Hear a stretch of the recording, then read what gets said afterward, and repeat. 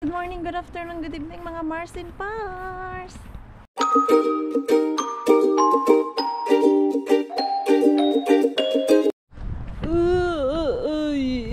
Inaantok na pagod si Mars nyo.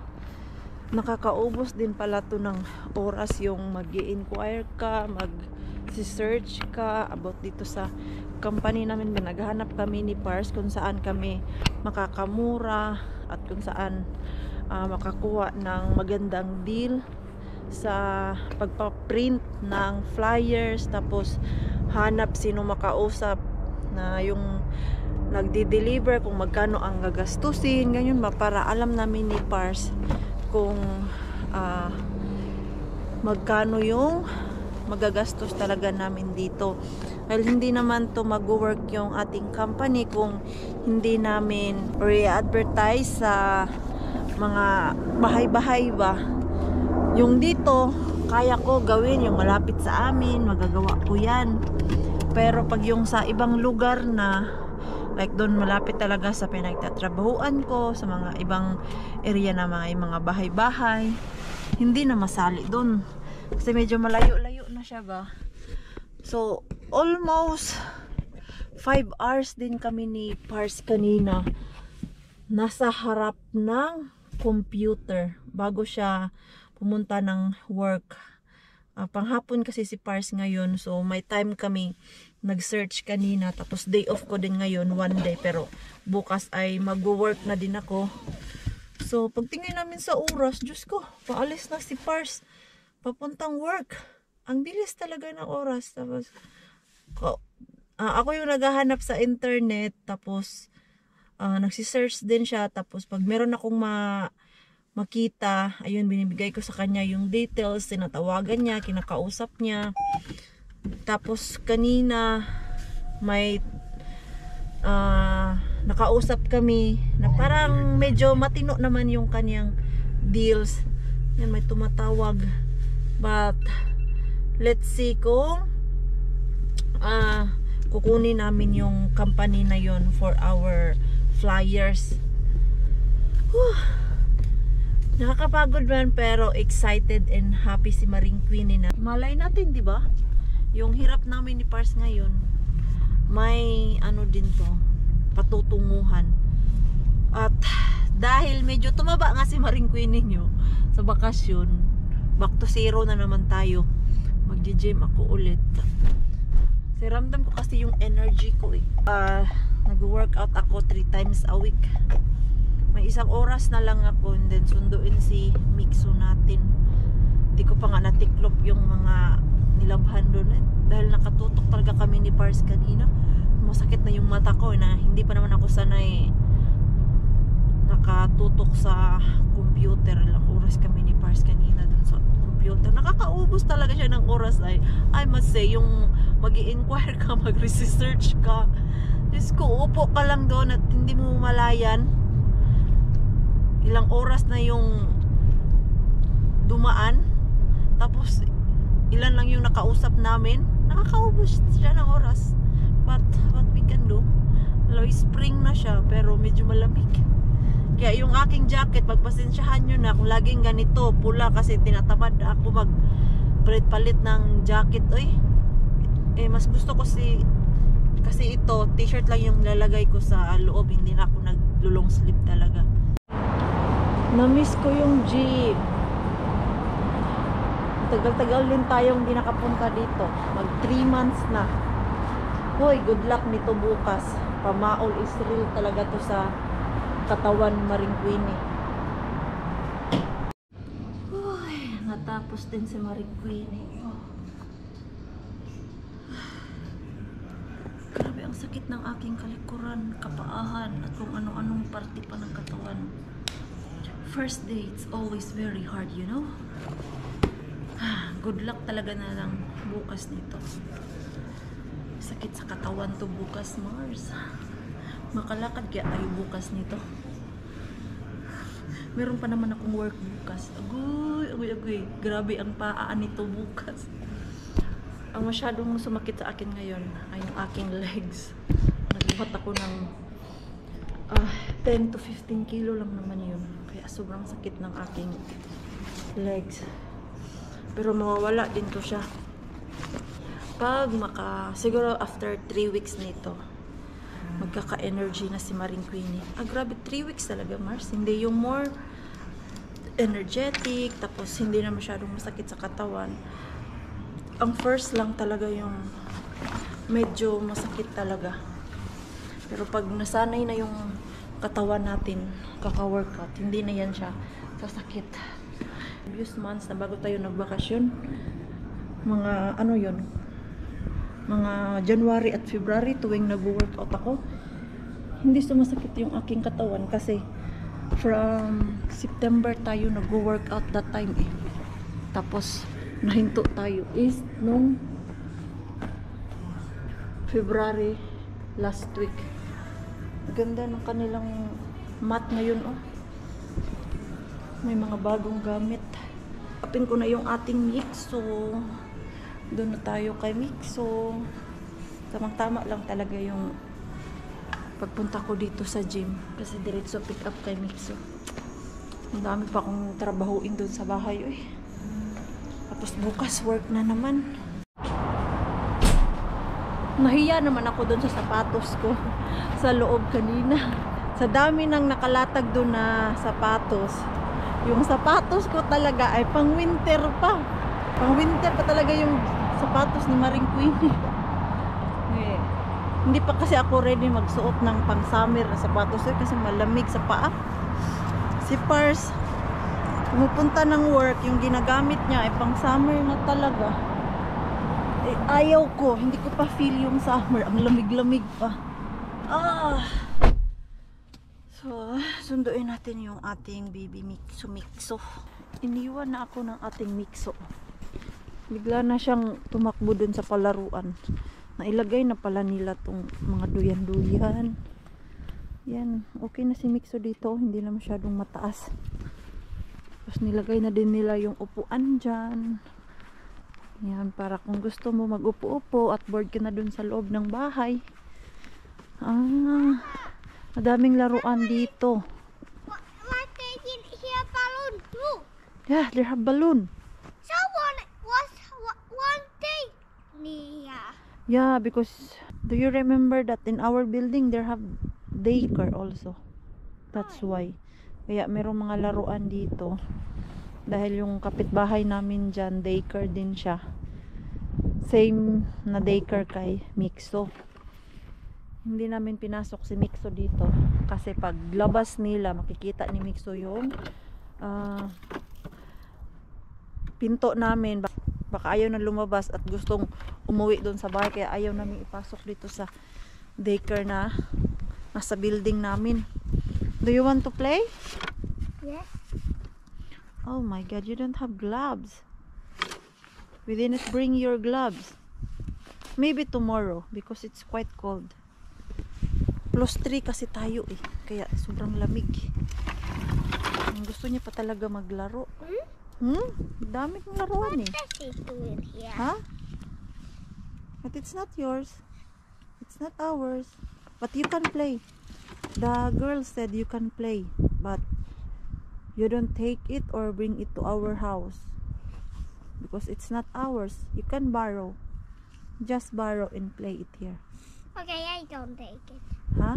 Okay, I don't take it. Yes, don't take it, okay? Wala na, kailangan pala natin maghanap ng bike mo. Hindi ako makahanap ng bike na yung may pedal na ba? Dahil marunong na siya mag bike na balance. So, malay natin marunong na siya mag bike with pedal. Let's see.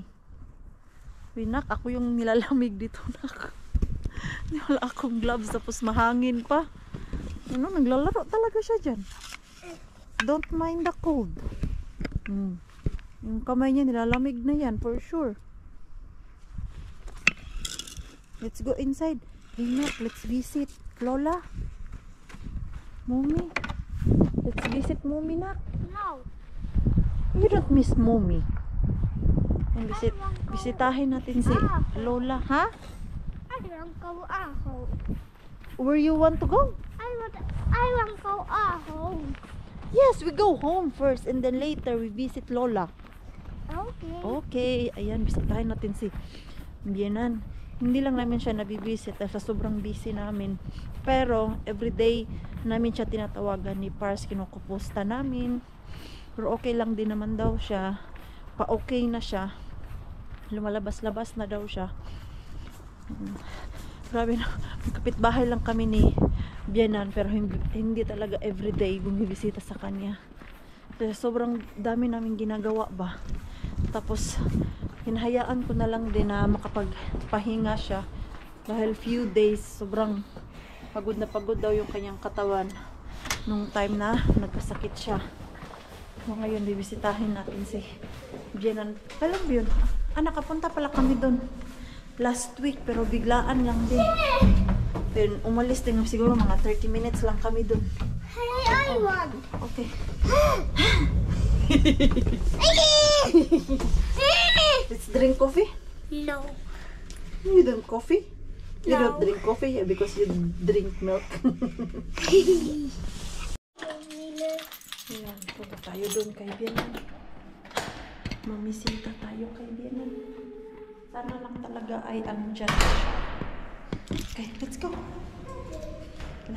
Hindi pala kami nagchinelas ni Mixo. Nagmedyas lang kami. Lapit-lapit lang naman kasi. Hindi pa naman ako tumawag sa kanya. Papunta kami. Usually dito pag gusto mo bumisita, kailangan mo tumawag sa may-ari ng bahay. Hindi pwede yung mag-surprise ka. Ayan. Ay, don't do that to bang. Why? It's not nice. Parang wala yung lula mo. Wala yata. Ayun. Wala si Bienan. Antay pa kami ni Mix. Nagbabakas. Wala si Bienan. Baka nag-walking yun. Mga ganitong oras kasi yun siya nag-walking. Tingnan natin bukas kung makakapunta kami sa kanya. Ay, ito ang hilig-hilig mo talaga mag-doorbell dyan ba?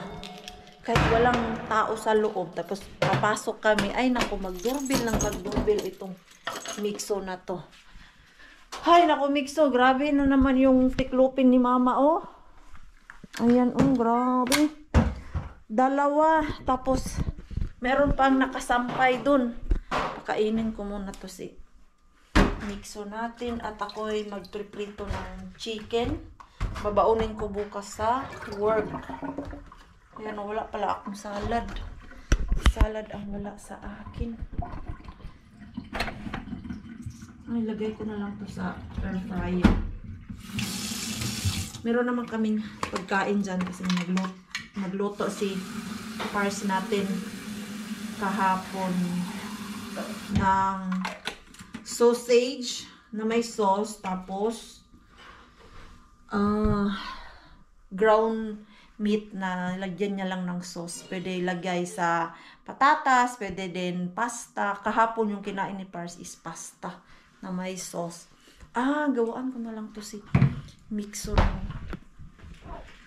pasta. Hindi kasi magustuhan ni Mixo yung pasta luto ng kanyang tatay. Kaya, asan ba yung aking macaroni? Ano kaya ang gusto ni Mixo? Macaroni or pasta? Ito na lang, oh. Yan, kasi may kulay-kulay. Baka magustuhan ng ating Mixo yung colorful na pasta. Pasta is life. Siya lang yung aking makainin yan. Dahil ako, pwede naman ako mag-rice. Meron pa kaming rice dyan. Kainin ko lang yun para hindi na masayang o tapon-tapon. Sayang magtapon ng kanin. Mahal ang bigas. Lalo na dyan sa atin. Ako, mahal ng bigas. Mixo, where are you na? Bakit parang nanahimik ka dyan? Nagtingin-tingin ako ng advertise dito na bike. Medyo may kamahalan siya. Ayan, oh. Ayan to sana, oh. 159. Yung original niya is 209. Naka minus na siya ng 23%. Pero baka makahanap pa ako niyan ng mura sa iba. Ano ba yan? Sinipon na naman ako. Pag makalabas talaga, no? Kasi sa labas, sobrang lamig pa. Ayan, no? +3 pa naman tayo. Kaya lamig-lamig. No, tuwang-tuwa na naman ako sa aking orchids dahil meron na naman siyang palabas na bulaklak. Ayan. Oh. Uy, keep flowering mga orchids. Tapos ito, namulaklak din siya. Ayan, oh. Kasi may liwanag na. Ayan, busog na busog sila sa liwanag. Hindi ko pa nakumusta yung bulaklak na, yung tanim natin na galing sa Davao. Sana nag-survive yun. Ganda pa naman yun, lalong-lalo na yung pink. Gusto ko yung pink. Nag-iisa lang kasi yun eh. Dahil kung meron pa yung dalawa, kukunin ko talaga yun. Hingiin ko kay mama.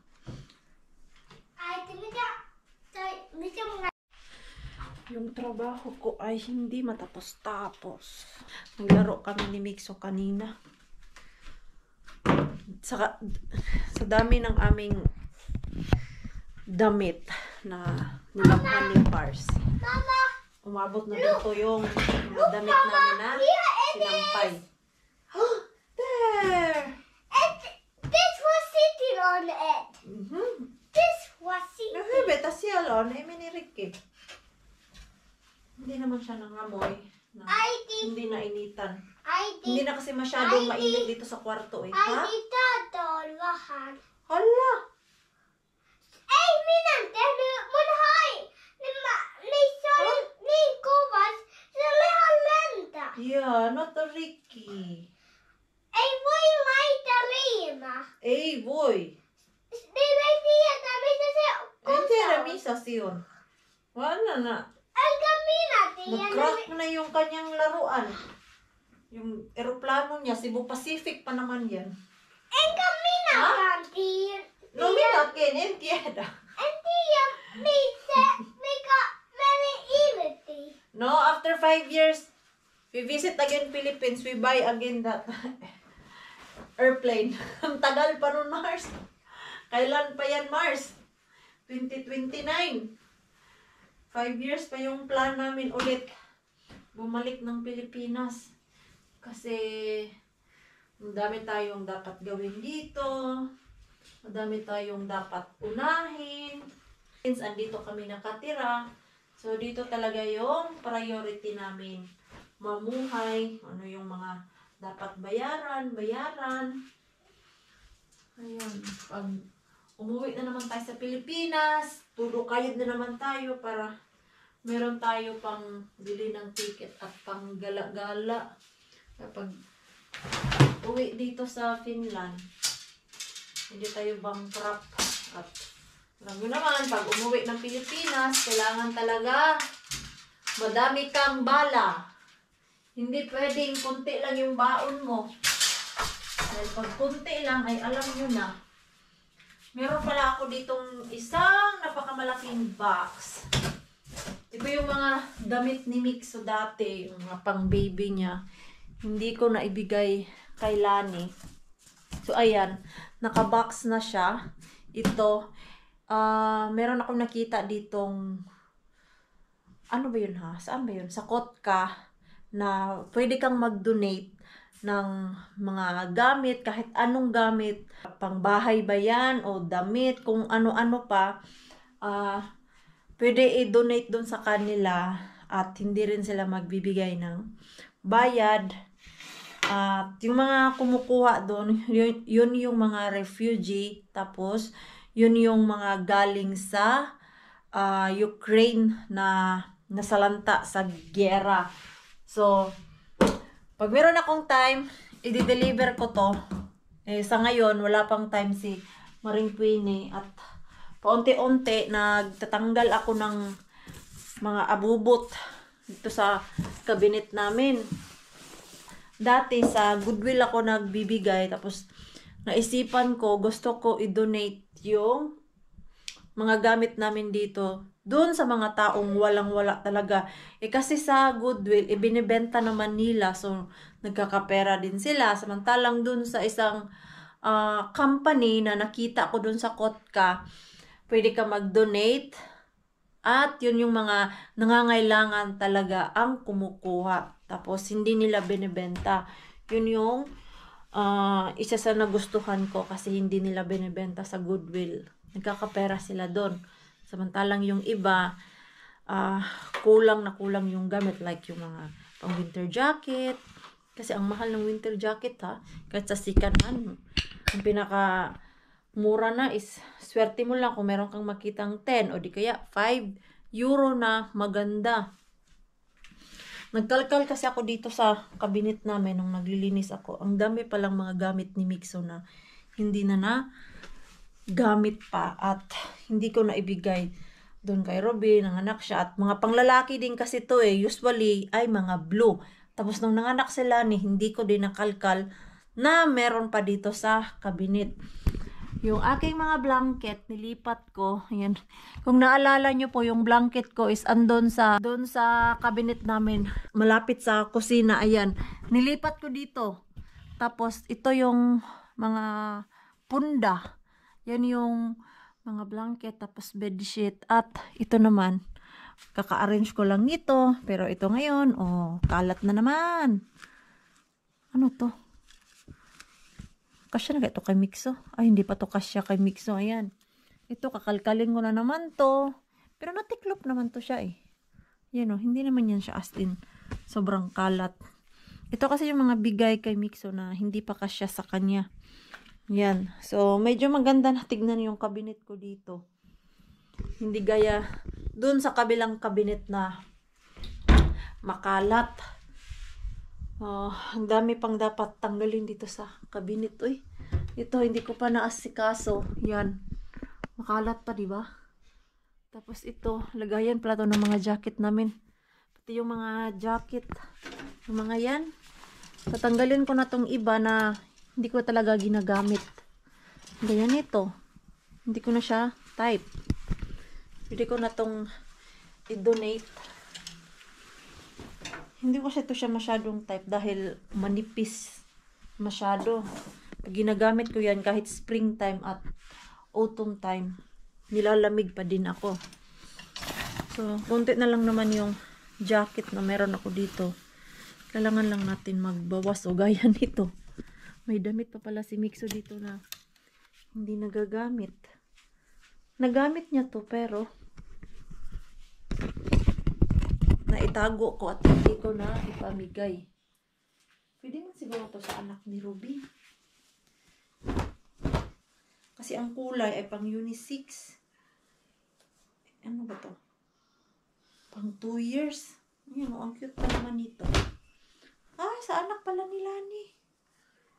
Pang 2 years. Ang liit naman kaya ni Nicolay Kasya pa to sa kanya. Ito, ang cute. Ayan, di ba? Hindi pa nga ako tapos O diba, hindi ko nakita talaga lahat yung mga damit dyan na dapat ipamigay. Pareho kasi kami ni Pars na ayaw namin yung madaming abubot pag na-feel na namin na sobrang dami na ng abubot dito sa mga kabinet. Nagtatanggal na talaga kami.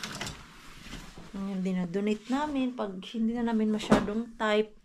Tapos, pag nagtanggal ako, punta na naman ako dun sa second hand shop at mamimili na naman. So, kumbaga, nagsawa na ako sa ibang damit ko.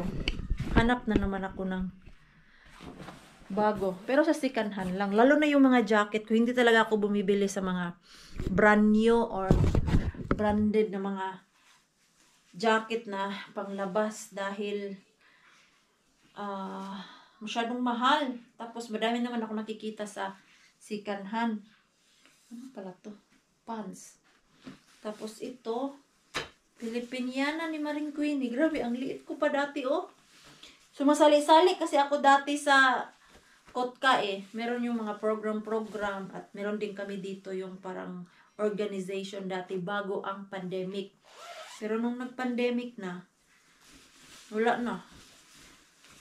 Hindi na nila inulit. Parang hindi naman ito magkasya sa'yo, Mars. Ang ganda pa naman nito. Ay, grabe, XL na nga ito, ha? May price pa. Ilang beses ko na to sinuot. Ngayon ko palang napansin na may price pa. Hindi pa natanggal yung price. Hindi na siguro to kasya sa akin. Kasi ang liit ko dati nung sinusuot ko pa to. Hindi na kasya. Pwede ko naman to ibigay. Baka may gusto lang ba. Magsali-sali. Good ng program. Huy, Mars! Huwag mong pilitin! Diyos ko. Ayan na, hindi na magkasya dito. Dati ang luwag-luwag nito. Nilalagyan kasi ito ng stick dito. Stick ba yung nilagay ko dati para makita talaga yung form na Filipiniana. Ganyan. Hubarin ko na to kasi sayang. Ay, nakatago pala to. Paano natin to hubarin? Hubad ba kaya to? Bilis niya ilagay pero ay! Ang sikip. Ang sikip, Mars! Ay, i-ano ko to? Baka may gusto nito. Magsuot ba? Ayan, oh. Asan kaya ang belt nito? Meron tong belt eh. Ganyan yan siya. Nga, barkada ko dito sa Kotkas. Sumasali-sali kami dati. Sila Rona, sila Lani. Si Lani yung suot niya dati kasi yung kanyang place ay taga Baguio man siya. Ang costume ni Lani na sinuot dati. Yung pang-igorot talaga. Meron siyang dala. So, ito mga i-ano ko na talaga to. I-dispatch mga jacket dito. Ay, kay Pars pala yung iba. Yung ganyan, oh. Kasi ayaw ko din yung madaming jacket dito na nakatago. Tapos, hindi naman ginagamit. Dito pala yung hinahanap ko. Ay, matagal ko na hinahanap. Oh, ay, butas na pala. Hindi, kailangan na pala talaga to. I-surrender. Maganda kasi ito pag winter time. Ito, ganito to siya. Sino ba nagbili nito? Ay, si Pars. Binili to ni Pars sa akin nung una kong dating dito. Pagkapasok ko dito sa bahay na to, ito yung kanyang hinanda, niregalo niya sa akin kasi nga malamig. Tapos, ito, wall. Yan o.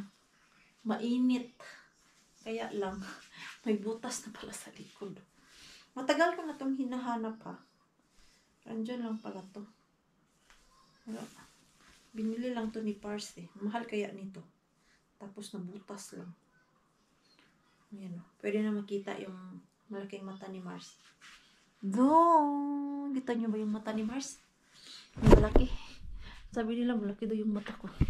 Pero sabi naman din nila maliit lang daw yung mata ko. Ano ba talaga? Ano naman to?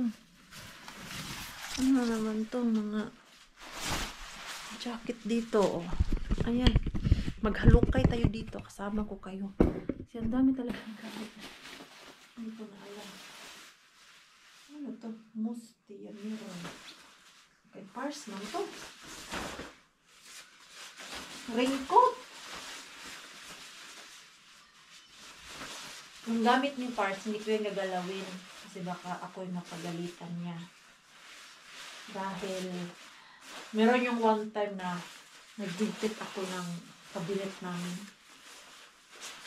Diyos ko, may natapon akong isang jacket niya na paboritong-paborito niya. Grabe yung away niya sa akin. Kasi gustong-gusto niya daw talaga yung jacket na yun eh. Akala ko naman kasi hindi niya na ginagamit. Dahil lagi na lang nakatago dyan sa kabinet namin. So ito, ayan, ibalik ko pala to dito sa cabinet. Kasi kung may gusto sumuot ng, kung may gusto magsuot ng Filipiniana, pwede ko yan ibigay. Hindi ko din naman yan magagamit kasi malaki si Maring Queenie nyo. Biglang lumubo. himsog, basta ng himsog si Maring Queenie nyo. Napasarap kasi ang kain dun sa Pilipinas eh. Bakit ka naman kasi magda-diet na, nagbabakasyon tayo, di ba? Masarap naman yung wala kang iisipin. Isipin mo na yung pagtawa mo pag nakauwi ka na ng Finland. Importante, nag-enjoy ka. So yun, magtiklop tayo. Samahan niyo ako doon. Sa aming sala. Maaga kong patulogin si Mikso ngayon. Kagabi, alas 8, pinahiga ko na yan. Dahil lagi na lang natutulog ng alas 10. Tapos, pag ginising ko na, nagwawala na siya dahil inaantok pa. Kahit naman ako inaantok pa, pero kailangan lumaban. So, Mikso, di ba? Laban lang tayo sa buhay. Pag mayroon tayong pinagdadaanan, kailangan lang nating magdasal. At maniwala tayo kay Lord. Kasi si Lord, lagi lang niyang nakatingin sa atin. Hindi natin alam, di ba? At gaya ngayon, may pinagdadaanan kami kasi yung mama ko ay nasa ospital siya ngayon. Kung naalala nyo po nung nasa Davao pa kami, pumunta kami ng Davao Doctors Hospital, kami dalawa ni mama. Tapos, pailang ulit siya pumupunta dun sa Davao Doc Hospital dahil meron po siyang operation. And as of now, ayaw kong i-share pero gusto kong pagpaalam sa inyo na yung mama ko now ay nasa Davao Doctor Hospital. So, meron lang kaming pinagdadaanan at sana isalin nyo po sa prayer yung mama ko na sana malagpasan niya yung pain na dinadanas niya ngayon. Last Saturday kasi meron siyang operation at ngayon andun pa siya sa hospital. Inaantay na lang namin yung result. So, everyday, pag nangungumusta ako kay mama, parang ang bigat-bigat sa dibdib. Sabi ko nga, bakit ngayon pa nangyari na wala ako doon, na andito ako. Sabi naman niya, kung nangyari daw yun, na andun kami, hindi daw namin ma-enjoy yung bakasyon. Sabi ko, yung bakasyon, andyan lang naman yan eh. Pero yung mag-alaga sa kanya, pero meron namang nag-alaga sa kanya dahil alam nyo naman, doon sa bahay nila mama ay 3 lang sila, pero merong silang nakuha na magbabantay at nag-aalaga sa kanya dun sa ospital. Kakilala lang din nila, kakilala namin. So, buti na lang pumayag yung nagbantay sa kanya na alagaan siya. Pero nagbabayad pa din kami kasi nakakahiya din naman kung hindi magbayad, diba? Pero, ganoon talaga, hindi talaga natin inaasahan na may mangyayari sa ating masama. Si Lord lang talaga ang may alam yan. Kaya, pag tumatawag ako kay mama, tinatago ko yung, alam mo yung naiiyak ka. Yung naiiyak na naman ako. Kasi it's so hard yung pinagdadaanan ni mama ngayon. And one day, pag okay na siya, siguro I will share ko ano yung nangyari talaga sa kanya. Sa ngayon, masyadong mahirap doon dahil malayo yung mga kapatid niya. Tapos, walang masyadong bumibisita doon sa bahay dahil may mga asawa na, malalayo yung mga relatives namin. Tapos mga busy, alam nyo yun. Yun yung mahirap. Yung anak kasi nila, matagal na po yung pumanaw, yung pinuntahan natin na cemetery. Bago kami pumunta ng airport, 7 years ago, pumanaw yung pinsan ko na anak nila. Yung pinsan na yon, siya yung pinaka eldest sa lahat ng magpinsan. Si mama kasi, si Mama Vanji, siya yung panganay sa magkakapatid. 16 po yun sila. And then, isa lang yung anak nila, yung pinsan ko. So, 7 years ago, maagang kinuha. Kaya, dapat talaga enjoy yung moment, magsaya, wag yung masyadong stress kasi hindi natin alam kung kailan tayo kukunin talaga. Dahil hiram lang yung ating buhay dito sa mundo. So, it's sad. Ano, ang dami naming plano dati ng pinsan ko, ganyan-ganyan. Tapos bigla na lang nawala. Ay, nakakamiss din yung pinsan ko yun kasi mabait yun. Super, super bait nun. Nire-respeto yun sa lahat.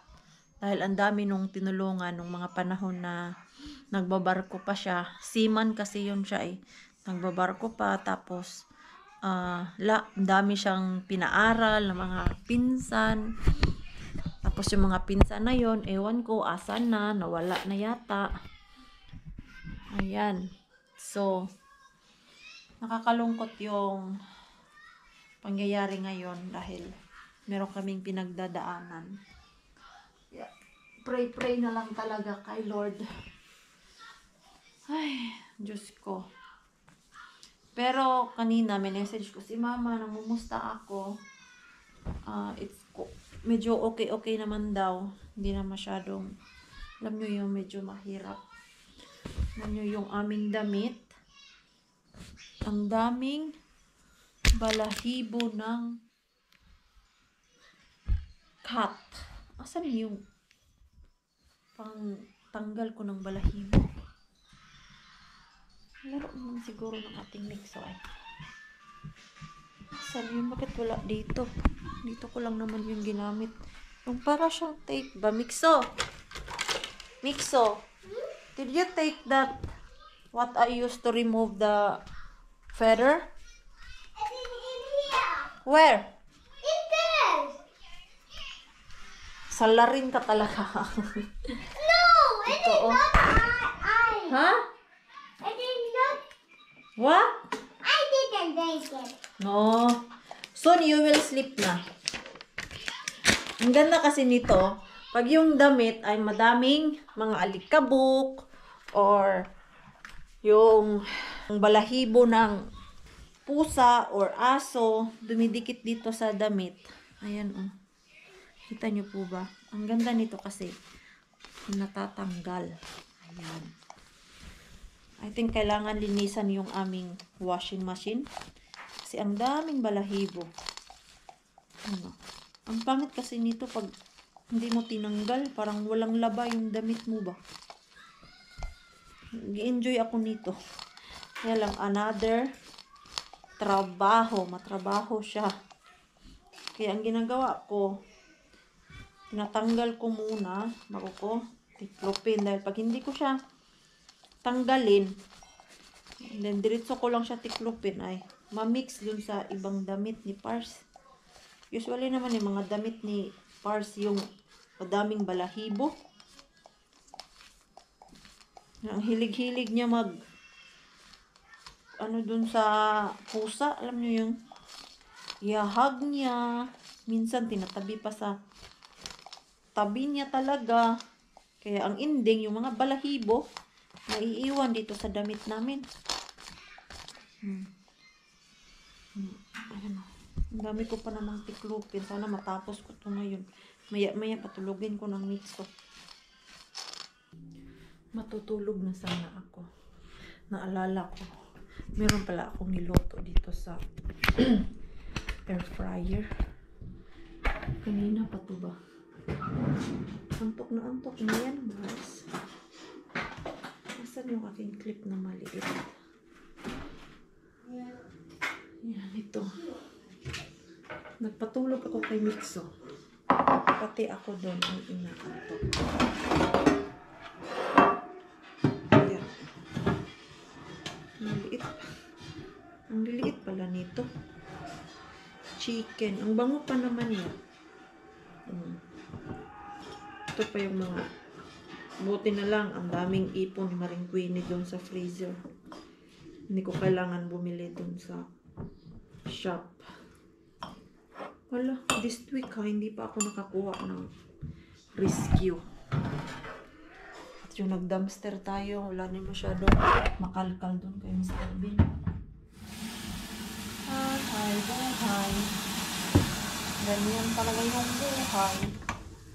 Minsan swerte, minsan naman hindi. Tayo magawa dyan.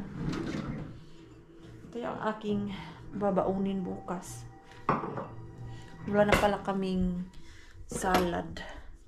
Bili na lang ako bukas para meron akong pares dyan sa chicken na yan.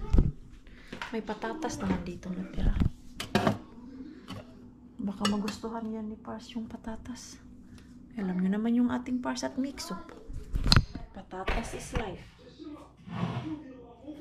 Asan man yung cover dito? Ako ng cover kanina. Nakalimutan ko.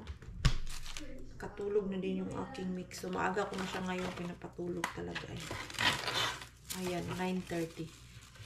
Kasi dati, nilalagay ko yan siya ng 9 o'clock. Tapos, lagay ko nga ng 9 o'clock. Nakakatulog naman siya ng 10:30. Oh. Tapos, pag ginigising ko nga yung umaga, ayun, pagod na pagod ang mixo. Ayaw pang gumising. Kaya lagi kaming late. Dahil dyan sa paggising niya ng pagod. Okay naman pala. Nakakatulog naman pala siya ng 9 o'clock. Padrama-drama pa yung kanina. Ayaw matulog. Sabi niya, masakit yung aking lalamunan, mama. Gusto kong kumain. Nauuhaw ako. Nag-CR pa siya. Sus, dami talagang kaardihan itong mixo na to. Basta pagdating sa tulog. Daming mga palusot ba? Para hindi mapatulog. Charge ko muna yung ating cellphone na isa. Bukas na ako ng umaga mag-edit ng ating video. Dahil parang hindi na kaya ng aking mata. Antok na talaga. So, ngayon ay mag-i-end na po ako ng ating vlog.